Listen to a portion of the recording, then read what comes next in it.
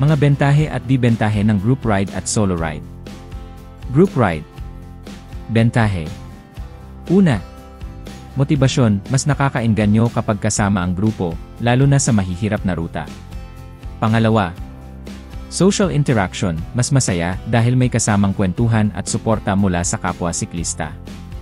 Pangatlo, pagpapabuti ng teknik, matututo ka mula sa iba pagdating sa pacing at mga teknik sa pagbibisikleta. Pang-apat, kaligtasan, mas ligtas ang grupo, lalo na sa malalayong lugar o kalsadang delikado. Dibentahe.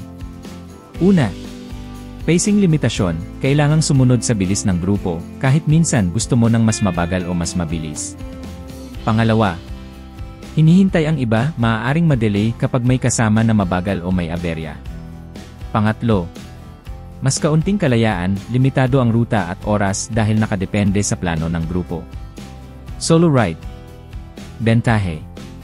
Una, kalayaan, ikaw ang bahala sa ruta, oras, at pacing na komportable sa'yo.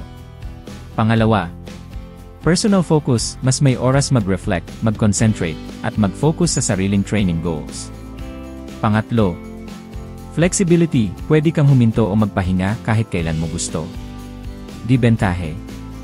Una, walang suporta, wala kang kasama para sa tulong sa aberya o sakaling magkaproblema sa kalsada. Pangalawa, mas kaunti ang motivation, walang kasamang mag-udyok sa'yo, kaya minsan mahirap i-push ang sarili. Pangatlo, safety risk, mas delikado kapag nag-iisa sa mga malalayong lugar o matraffic na kalsada.